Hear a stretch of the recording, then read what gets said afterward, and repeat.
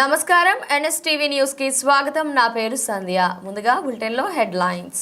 జగిత్యాల జిల్లా మెట్పల్లిలో ఈ రోజు మాజీ మంత్రి స్వర్గీయ జువ్వాడి రత్నాకర్ రావు గారి 5వ వర్ధంతి సందర్భంగా కాంగ్రెస్ పార్టీ ఆధ్వర్యంలో ప్రత్యేక కార్యక్రమాలు నిర్వహించారు. మెట్పల్లి వ్యవసాయ మార్కెట్ ఆవరణలో జరిగిన ఈ కార్యక్రమంలో కోరుట్ల నియోజకవర్గ కాంగ్రెస్ ఇన్ఛార్జ్ జువ్వాడి నరసింగరావు గారి నేతృత్వంలో చాటా జాడు కార్మికులకు మజ్జిగ ప్యాకెట్లు మరియు కూల్ డ్రింక్ ప్యాకెట్లు పంపిణీ చేశారు.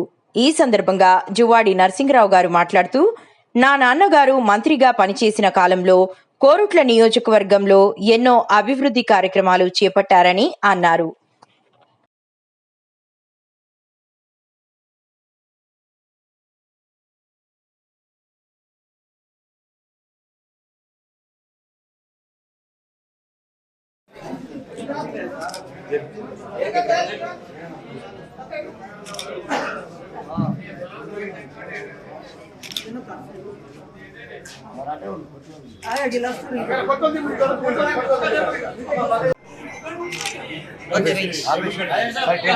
స్వర్గీయ మన ప్రియతమ నాయకుడు జువ్వాడి రత్నాకరరావు గారి 5వ వర్ధంతి సందర్భంగా ఈరోజు మెట్పల్లి పట్టణ కాంగ్రెస్ ఆధ్వర్యంలో మన మార్కెట్ యార్డ్లో మజ్జిగ పంపిణీ కార్యక్రమానికి ముఖ్య అతిథిగా వచ్చేసినటువంటి మన నియోజకవర్గ ఇన్ఛార్జ్ నరసింగరావు గారికి, జువ్వాడి నరసింగన్న గారికి, అదేవిధంగా కొమ్మిరెడ్డి విజయ్ గారికి, అదేవిధంగా చంద్రశేఖరన్న గారికి, వివిధ ప్రాంతాల నుండి వచ్చిన మన కాంగ్రెస్ పార్టీ నాయకులకు, అమ్మాయిలో మన అందరికి నమస్కారం తెలియజేస్తూ, ఈరోజు రత్నాకరరావు గారు చేసిన సేవలు మన అందరి కళ్ళ ముంగట ఉన్నాయి.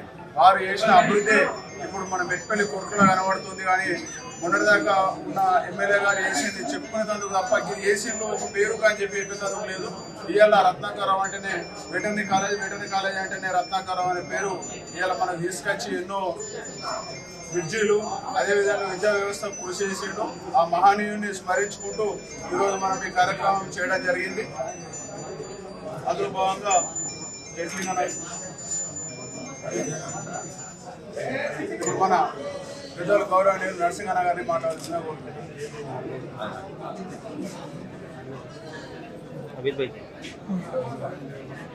స్వర్గీయ మాజీ మంత్రివర్యులు జువ్వాడి రత్నాకరరావు గారి 5వ వర్ధంతి సందర్భంగా మెట్పల్లి మార్కెట్ యార్డ్లో మరి వారి వర్ధంతి చేయడం జరిగింది. అందులో భాగంగా ఈరోజు ఇక్కడ ఉన్న అమాలీలకు, మహిళా సోదరు మనందరూ కూడా మజ్జిగ ప్యాకెట్లు ఇవ్వడం జరుగుతూ ఉన్నది.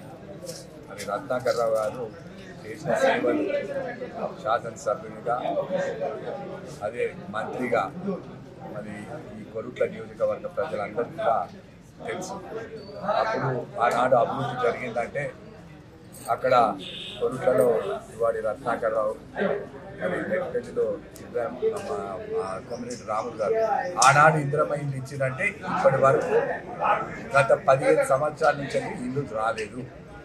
ఈరోజు మళ్ళీ కాంగ్రెస్ ప్రభుత్వం వచ్చినాకనే ఇందిరమ్మ ఇల్లు అన్నవి మళ్ళీ రావడం జరుగుతున్నాయి. రేషన్ కార్డ్స్ ఇస్తూ ఉన్నది ఈ ప్రభుత్వం. అదేవిధంగా చాలామందికి 21,000 కోట్లు తోటి రుణమాఫీ చేయడం జరిగింది రైతులకు.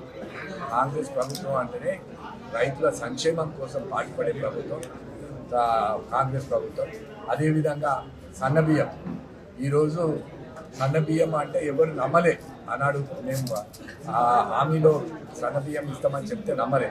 మరి వాళ్ళందరూ కూడా సన్నబియ్యం ఇస్తే ఎవరు కూడా అమ్ముకోకుండా మరి ఇంట్లో వంట వండుకొని తింటున్నారు. కాబట్టి ఇలాంటి కార్యక్రమాలు అన్నీ, మహిళలకు ఉచిత బస్ రవాణా సౌకర్యం, నేను మొన్న ఒక మున్సిపల్ కార్యక్రమంలో అయితే ఇలా ఆఫీసర్లు అందరూ చుట్టుపక్కల ప్రాంతాల నుంచి వేములవాడ, సిరిసిల్ల, కరీంనగర్ ఇలాంటి ప్రాంతాలు జగిత్యాల నుంచి వస్తుంటే మరి ఎట్లా వస్తుందో మీరు సొంత వెహికల్ అంటే లేదు సార్, మాకు ఉచిత బస్ రవాణా సౌకర్యం ఉంటే మేము బస్సులలో వస్తున్నామని చెప్పడం జరిగింది. సో ఇలాంటి కార్యక్రమం కాంగ్రెస్ పార్టీ ఎన్నో చేస్తూ ఉన్నది. 200 యూనిట్ల వారికి ఉచిత కరెంట్ ఇస్తూ ఉన్నది. ఏదైతే హామీలు చెప్పినామో విడుదల వారిగా ఒక్కొక్కటి హామీలు నెరవేర్చుకుంటూ పోతూ ఉన్నది ఈ కాంగ్రెస్ పార్టీ.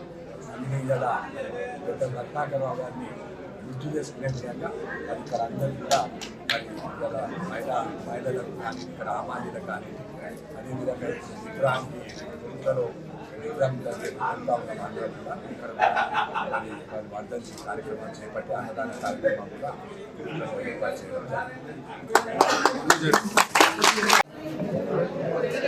ఈరోజు పెద్దలు కీర్తిశేషులు మా తండ్రి గారు జువ్వాడి రత్నాకరరావు గారు 5వ వర్ధంతి సందర్భంగా మెట్పల్లి మార్కెట్ యార్డు వారి వర్ధంతి చేయడం జరిగింది. అందులో భాగంగా మజ్జిగ ప్యాకెట్లు మాజా ఇవన్నీ ఇవ్వడం జరిగింది.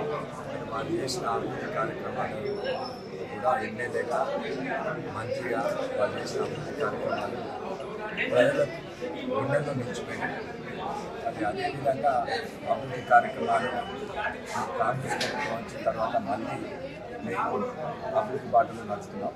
రత్నాకరరావు గారు ప్రజల గుండెల్లో ఎలాగైతే నిలిచిపోయినారో మేము అందరం కూడా కలిసి కట్టుగా ఇలాంటి విభేదాలు లేకుండా రామ్ గారు ఇలాగైతే ఈ ప్రాంతంలో నిలిచిలో దేశం అప్పుడు ఇట్లా ఇంద్రమ్మ పేద ప్రజలకు నిర్మాణాలు అదేవిధంగా గుంట్లలో కూడా దాదాపు 4,000 వచ్చారు. ఇప్పుడు మళ్ళీ కాంగ్రెస్ ప్రభుత్వం వచ్చిన తర్వాత నిజమైన నిరుపేదలకు ఎవరికైతే స్థలం ఉన్నదో మొదటి విడతలో వాళ్ళందరికీ కూడా దాదాపు మన నియోజకవర్గంలో 9,500 ఇల్లు మంజూరు చేయడం జరిగింది. నిజమైన నిరుపేదలకు ఇల్లు వచ్చే విధంగా ప్రభుత్వం చర్యలు తీసుకుంటున్నారు. ఇక్కడ ఉన్న అధికారులందరూ కూడా ఎట్లయితే ఇల్లున్న వాళ్ళు గత ప్రభుత్వంలో డబ్బులు మళ్ళీ ఇచ్చినారు ఆ విధంగా కాకుండా ఈ మా కాంగ్రెస్ ప్రభుత్వం నిజంగా ఎవరైతే అడిగారో వాళ్ళకే ఇల్లు అదే విధంగా మరి ఇలా ఆఫీసర్లందరూ కూడా మరి ఇంటింటికి వెళ్ళి ఎవరైతే అప్లికేషన్ ప్రజాపాలన పెట్టుకున్నారో వాళ్ళు ఎవరైతే నిజమైన ఆరోగ్యంగా వాళ్ళకి అందే విధంగా ఈ ప్రభుత్వం చర్యలు తీసుకుంటూ సాగుతాం.